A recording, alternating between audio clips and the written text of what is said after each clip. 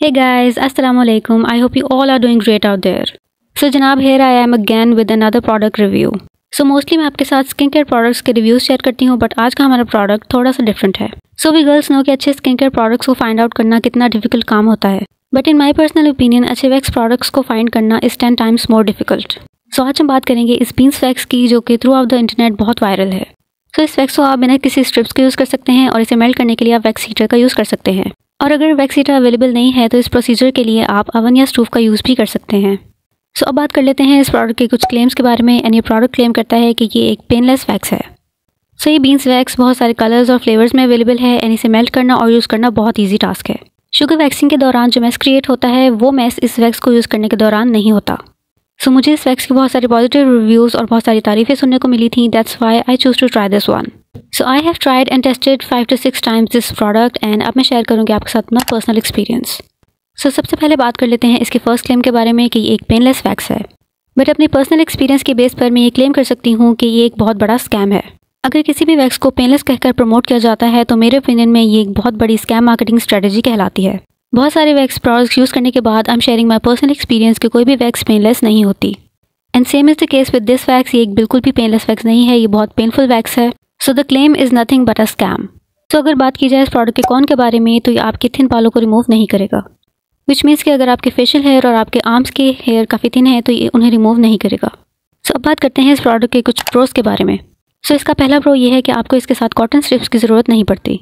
Melted wax को आप spatula के साथ अप्लाई करें and then wait for 30 seconds and then pull it off. Without any cotton strips ये आपके हेयर्स को काफ़ी अच्छे से रिमूव कर देता है.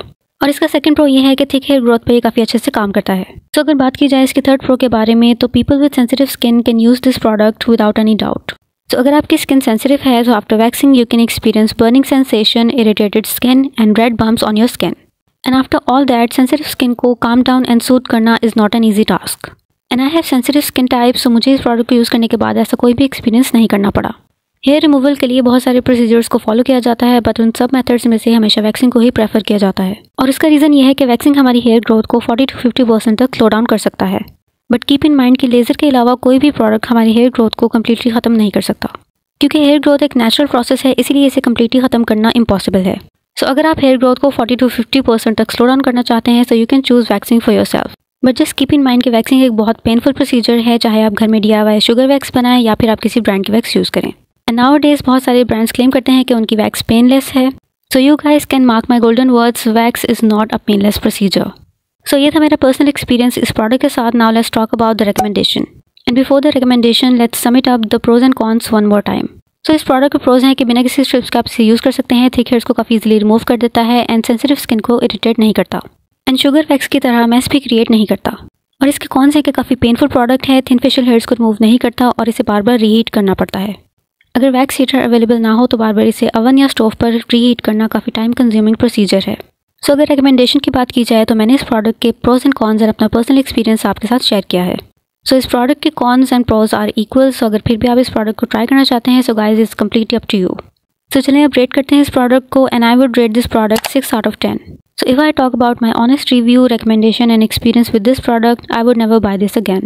And if you guys have tried this product तो आप अपना पर्सनल एक्सपीरियंस कमेंट्स में शेयर कर सकते हैं. And this is it for today's video guys. अगर आज की वीडियो आपको पसंद आए so do not forget to give it a thumbs up. I'll catch you guys in another one. Till then, take care. Bye.